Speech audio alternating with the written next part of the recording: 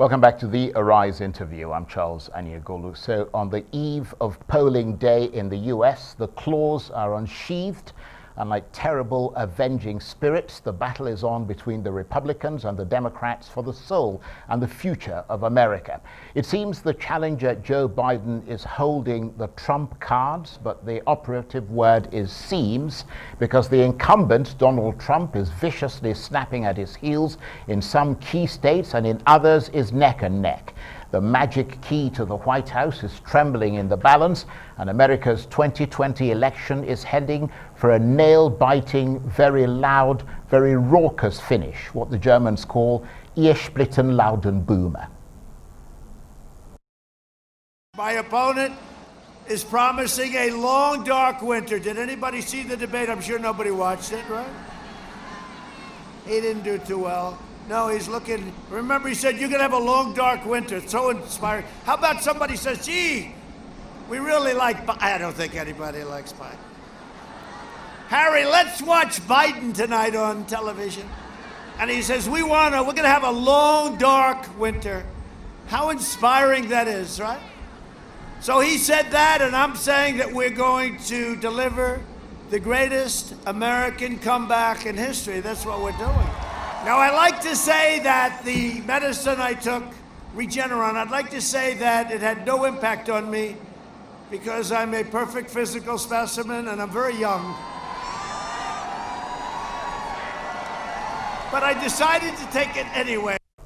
And that's Donald Trump, and we'll hear from Joe Biden later on, and in a moment we'll speak to a prominent Democrat. But first, I'm joined via Cisco WebEx by the Republican strategist Errol Morcoch. Good to see you, Errol, and thank you very much indeed for joining us. I was just listening to Donald Trump there. I mean, are there any new messages from him to try and garner new support, or is it just a repeat of what we've heard before? Because it all sounded rather familiar, I'm afraid. Well, yeah, when he went across his whistle-stop tours, the speeches were in somewhat repetitive fashion, but Donald Trump is able to dig new information out of the Biden campaign, as we saw in the final debate, when he was able to get Joe Biden to admit in a very tactical way that he was going to at least be on the long-term drawing down of fracking. And in keystone states, especially like Pennsylvania, which this election is going to come down to, that was giving Donald Trump new material. Will I say that a lot of it was doubling down on his base? Absolutely. And what we're seeing is that every metric of momentum we need is coming into this last week. It's a horse race. It's a political horse race. You turn the final corner, and that's where you start to see separation between the candidates. And, we're seeing that ground game that we had in Michigan pay off the last 4 years. Nobody paid attention. We registered 264,000 new people to our voter rolls. And those are people who are keen to register, which means they're keen to vote. And the early voting numbers that we're seeing out of these during these Trump campaign speeches, all of a sudden the big advantage that Mr. Biden was supposed to have quite simply isn't there. We're looking at perhaps Donald Trump going in ahead in Florida into the general election, where we're projected to have a huge turnout. So if the Republican model of massive Republican turnout models next to a reduced Democrat turnout, along with the changes we're seeing in demographics, especially with African-American men who are starting to break for President Trump, I think his doubling down on all of these messages is exactly what you need, in contrast to Joe Biden, who sits in his basement, puts a lid on his campaign, and quite simply isn't capable of handling a schedule like that. I mean, most of us aren't, to be honest. I'm not sure I could keep up with President Trump, and so all of that is coming together, coalescing at the right time. And I do believe that the messages, while they are of a repetitive nature, they're also drilling in the message the days before the election. Donald Trump understands the showmanship that's required, the way that you get people, physical bodies to the poll, and some of that requires a maybe non-sophisticated, repetitive message, but it certainly isn't because there's lack of creativity. It's directed and driven.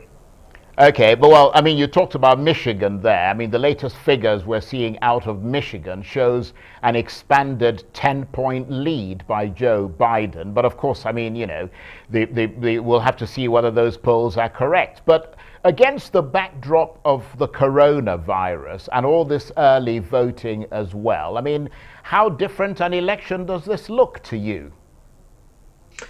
Well, it's unprecedented. I suppose you could go back to like 1922. You could have some semblance of similarity.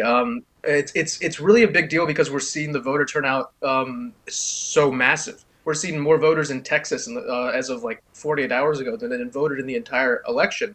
And so I think that you are going to have a chance for people who have never voted before, and I'm talking white, black, Hispanic, of all groups, people who maybe were not engaged in the political process, but they've been locked in their house for a year, and you'd have to really be putting some effort in to not have some stake in this. So I think because of the mail-in voting, the fact that they've Joe Biden has scared away his voters from the polls, and the Trump has encouraged his voters to go to the polls, you're going to see for the first time in history perhaps a massive Republican turnout that could actually win the popular vote for Donald Trump, which would be something that would be unexpected, despite, of course, him being a populist, which is always interesting to me. So I would say that it is a change, but ultimately it is coming down to the same, tried and true system of 244 years of constitutional republic, and those standards are at least at the same point. There's just different methods of entry at this point. The big question is how and when will they count some of the ballots in some of the states, because there's not a universal system. So when will we get the answer to this election? And that's where a decisive victory by either candidate will really put the kibosh on any sort of debate around that. Well, I think you're absolutely right. And I suppose Florida, because they've already started counting their votes there, they started counting it a few days ago, that's going to give us an early indication of which direction the ballot might be heading. But of course, you've been extolling, expectedly, President Trump's virtues. We talked about the coronavirus. Here's the other side of the coin. 230-something thousand Americans dead from COVID-19. I mean, the impression seems to be that he has mishandled such a major issue spectacularly. That's something that is, like everything in America, politically and polarizingly divided. It depends on really how you're counting and how you're measuring deaths. We have 2.2 million people originally modeled to die out. That's no longer the case. The mortality rate is down 85%. Excess mortality rate is down. I would like to point out that we should take note about how the media touts the rise in cases, but doesn't mention hospitalization and death rates that have fallen precipitously. Augmenting this with therapeutic treatments that Donald Trump has put, Operation Warp Speed into effect, using Pfizer, Johnson & Johnson, and Moderna, demonstrating public-private partnerships. The type of leadership we had with Donald Trump was somebody who didn't create panic. Well, he never stopped working 12-hour shifts. When you look at some of the mismanagement of U.S. nursing homes, half of the deaths in New Jersey and New York and Michigan were because they allowed COVID patients into nursing homes. California didn't allow that. Down here in Florida, this is the home of the elderly person. We have more nursing homes and elderly people than anywhere. We quite simply didn't have the same numbers. The state mismanagement of certain hospital systems was terrible, and the loss of life was terrible. But the idea that the numbers that have come out of India and China and the rest of the world, especially when the way that we're counting is incredibly generous, and if you have COVID anything, it's listed as that. It's not that I wish to minimize any of the loss of life or that it's not a real thing, but the metrics are skewed in the idea that we've lost 250,000 people. Meanwhile, Germany's lost 5,000 people. I mean, it's a matter of counting. It's a matter of how it's chosen. And his supporters don't believe that he's done anything but in the best interest of his people, whether it comes to locking down from China or anything else that he did. Well, we've got about a minute left. I mean, will you at least concede that Mr. Trump has fallen short on his messaging as far as social distancing, the wearing of masks, easing lockdowns too early, etc., and setting the wrong example for Americans to follow? Well, we think it's the right example. We think that it's the right example to, put our vulnerable and elderly in safe places, but for young and healthy people to go out there and shoulder the burden of keeping the economy running when the cure is worse than the ailment. That's a problem when you have deaths of suicide, elder and child and sexual abuse, when you have depression rates, when you have people unable to feed their families. Again, the cure cannot be worse than the ailment. And so Donald Trump has gone out there. He's taken a leadership role to the way that his supporters see it. Yeah, granted, there could have been more social distancing, but I wore a mask every single day, and I ended up with COVID-19. And I took hydroxychloroquine. So, at some point, where's the pseudoscience going to end? It's a Well, virus. you're looking good, I have to say, Errol, and thank you very much indeed for joining us. Errol Morcoch, the U.S. Republican strategist there, talking to me from Florida. You're watching the Arise interview. Plenty more still ahead as we continue our assessment of the U.S. election on the last day of campaigning for the presidential candidates. Stay with us.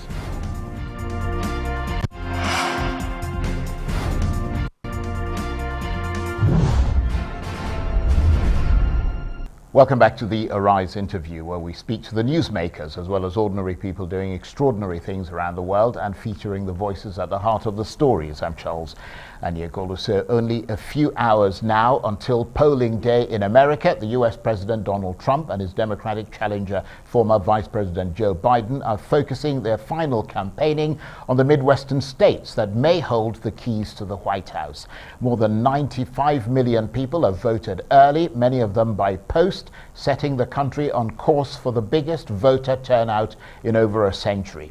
So, can Joe Biden win this ballot, as the polls suggest? Or can Donald Trump eke out the narrowest of victories, as his supporters hope?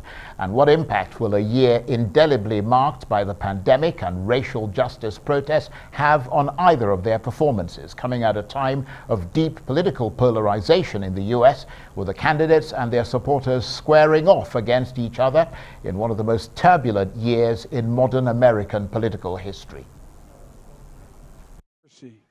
We have to get out and vote. As my late friend John Lewis reminded us, freedom is not a state. Freedom is an act.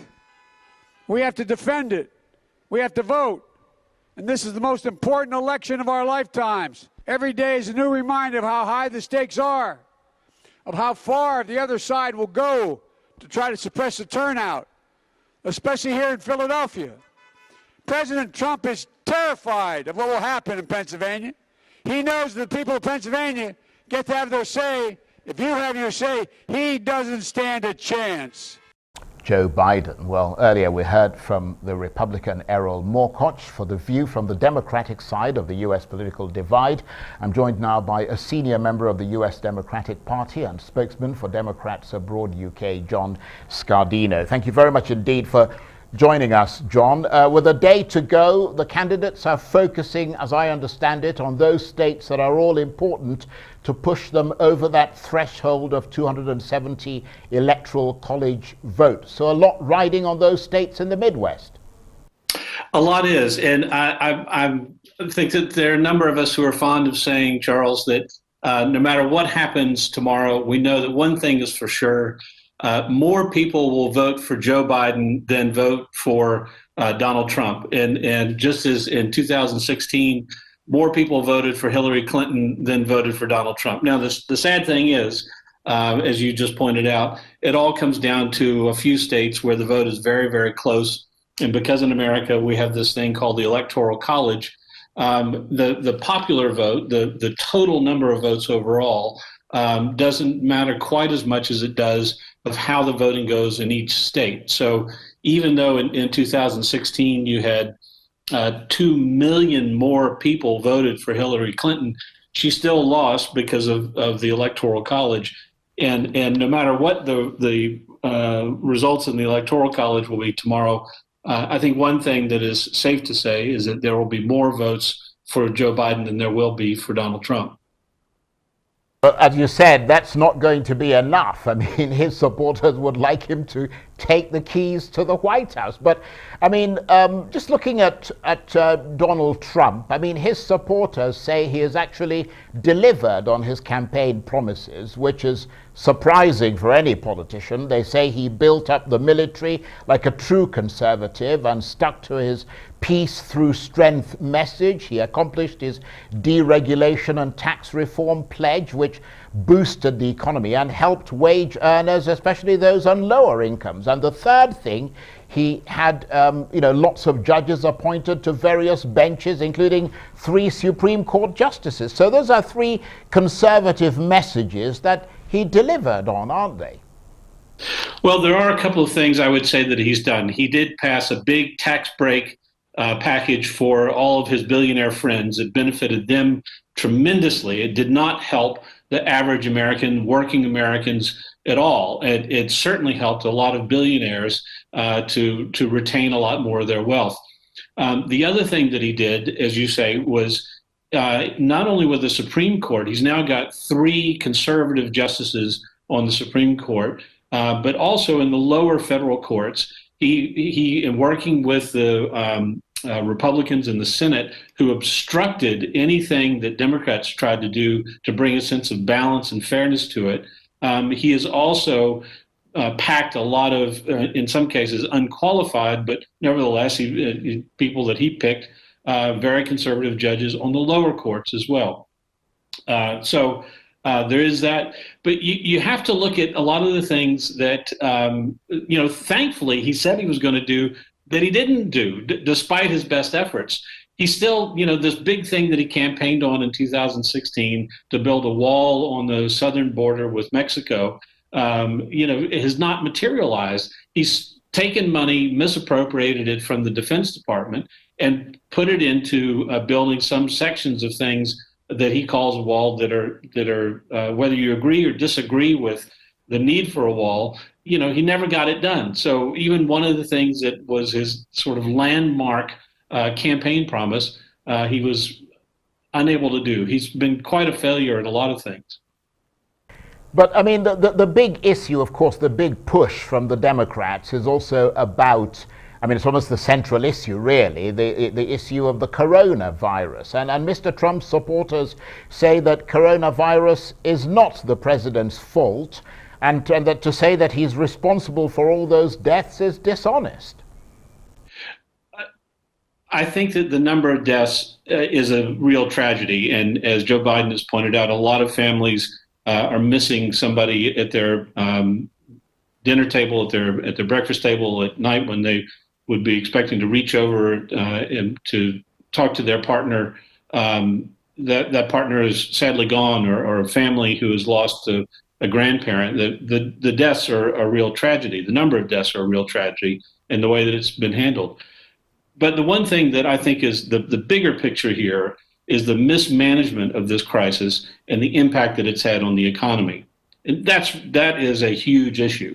And the reason that we say that it's been so poorly managed is that instead of having a candid approach, an honest approach, and being transparent with the American people about the importance of this and how it could be managed, it was ignored. And worst of all, he pitted the states against each other early in the crisis.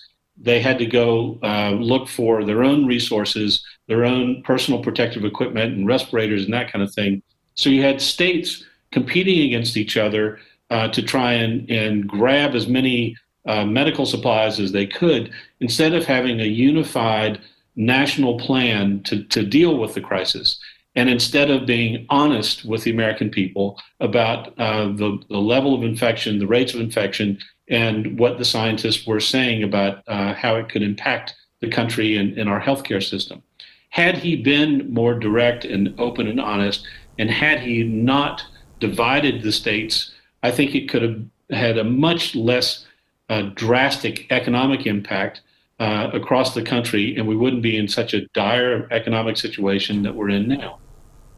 Okay, so let me just let me see if I can sum up the situation up, John. Republicans pretty optimistic and bullish about their chances.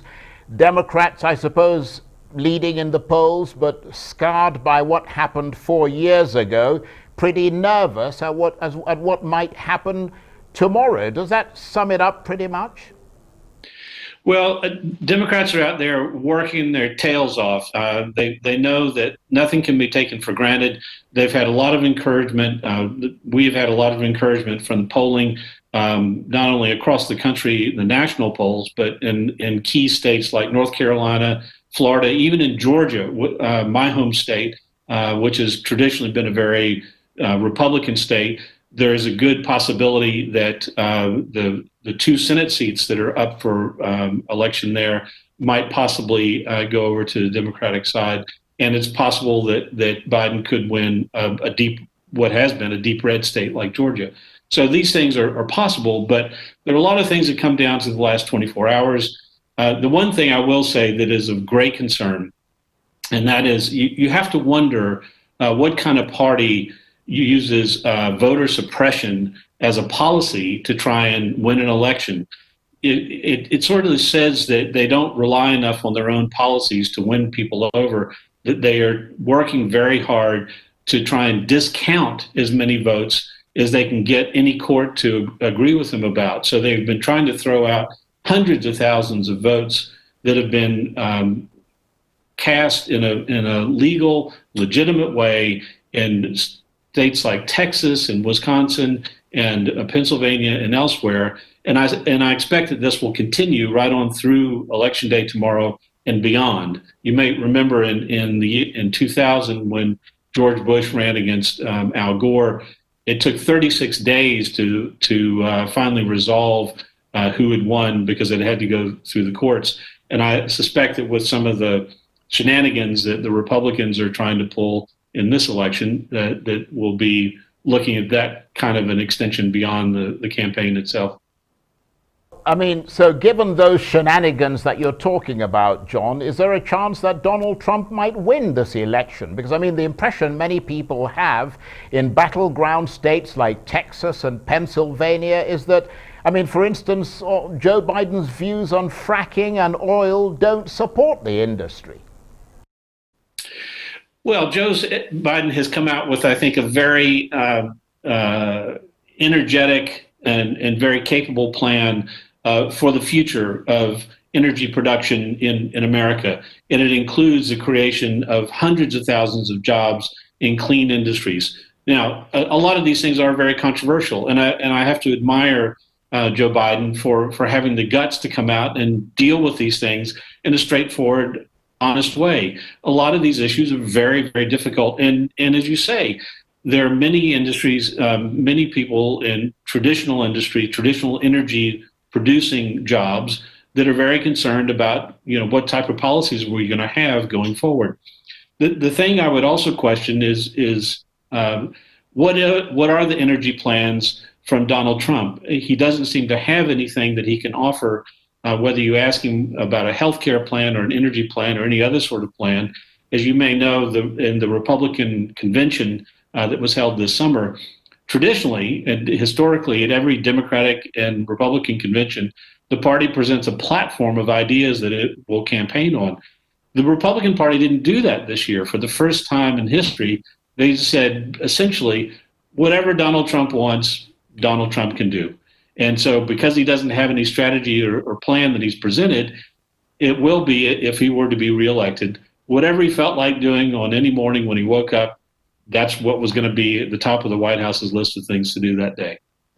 And briefly, John, lots of appeals to the time limit for vote counting, and lots of those appeals rejected. So the bottom line is lots of votes will be counted after November the 3rd, and perhaps many days afterwards. So the whole world could be waiting quite a while to find out who won the elections. I think it is likely to be several days. The conventional wisdom is that Trump's strategy is that he hopes that on Election Day, at some point in the evening, he will come out. He's hoping that he can say, based on the vote counting up to that point, that he would come out and declare victory, whether it's legitimate or not. But that leaves millions of votes still to be counted, including, in many cases, military personnel who are overseas and cast their votes like Americans abroad, other Americans abroad, cast their vote by absentee ballot. So in many states, they have 3 days or more to count those votes, and those could tip the election one way or another, depending on the result. But I don't think that he's going to wait for that. If it looks like things are going in his favor based on the voting on the day, he is very likely to come out and declare victory. That won't mean he's actually won. Again, it'll just be one of these other things that Donald Trump has said that may not be true.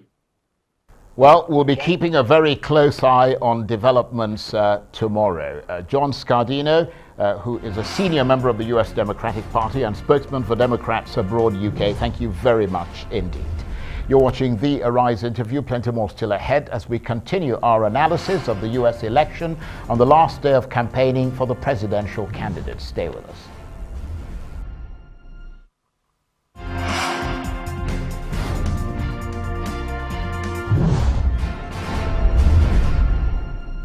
Welcome back to the Arise interview. I'm Charles Aniagolu. Now, Tuesday's American election comes at a time of deep political polarization in a year indelibly marked by the coronavirus pandemic and racial justice protests as well. No sign at all that the US is rising above those national divisions, which is why this election has so much riding on it in one of the most turbulent years in modern political history for the country. Whatever you might think of the two candidates vying for the title of US president, you have to admit that something has galvanized the American electorate. Election day isn't till Tuesday, but already more than 95 million people have cast their votes, with analysts expecting a record turnout in the end. But the race isn't over yet, and both Donald Trump and Joe Biden have been campaigning hard in battleground states. Well, for his considered analysis of the US election, with just a few hours to go before polling day, I'm joined now in the studio by our special correspondent, Karl Bostic. Good to see you, Karl. Good afternoon. So one more day to talk about the US election campaign before we then have to talk about the election results for the next few days. Take the current temperature for us. How exciting is it all on the eve of election day? Well, if it's not only exciting, Charles, I think it's also being met with a sense of trepidation and anxiety as well. In fact, again, you touched on some of the milestones that are being reached right now. I think we've got some numbers to show you a graphic about the size of that turnout. If we can look at that graphic right now, that just shows you the scale of that turnout. One in which we're seeing more than 90 million people have turned out to vote. The point being that right now it's on course. Well, this is the battleground map right now, so to speak. It's basically a consensus map of the 9 leading pollsters in America. And what they show, that patchwork quilt of states, for example, the blue is Democrat leaning Biden, and the red and pink is leaning Joe Biden. But equally important, those brown states are toss-up states. I think very simply put, it's this, Charles. It comes down to Pennsylvania, it comes down to Florida. Pennsylvania is what helped put Donald Trump over the finish line back in 2016 with 20 electoral votes, and so did Florida. Florida has 29 votes. It's a toss-up state. The problem is this, Charles, to keep in mind. Each state has its own rules when it comes to voting. So, for example, Florida, they've already started counting their votes, and they've had record numbers of people who have early voted. Pennsylvania, by contrast, they don't even begin processing. Processing means just opening up the envelopes, verifying the signatures before you start the counting. That doesn't start until election day itself, so you won't know for several days. So if it's a close race, that's where it becomes so uncertain and perhaps even dangerous. With the president already saying that, well, if we don't know by election night, how can we be sure that these votes after election day are valid or not? Even though all states, have their own rules for when to count votes. And again, as you rightly say, this is an historic year of the coronavirus pandemic. A record number of people voting. For the first time in American history, more people voting ahead of election day than on election day. And to make things even more kind of complicated as far as the dynamic goes, as a rule, already by almost a 2-to-1 margin, Democrats have voted early ahead of Republicans. But it's Republicans who show up overwhelmingly on voting day in person, which is tomorrow. So when we see those early returns of those who showed up to vote on voting day tomorrow, November 3rd, that essentially reflects a snapshot of one day of Republicans showing up en masse, not taking into account the millions of votes that have already been cast. So do you want to make a prediction about Tuesday night at this point, or do you have to be impartial or at this point, or perhaps you feel a bit anxious, I suppose? Well, there is anxiety. If I can give a prediction, the prediction is that we will know the results of Florida by tomorrow night because they've already started counting. And to put things in kind of context, when it was announced that Donald Trump had won, that's because Florida had announced Trump in its column, followed by Pennsylvania. It was about 11 p.m. at night on election night, 11 p.m. at night. And similarly, when George H.W. Bush won, I believe, back in 2004, it was maybe around midnight.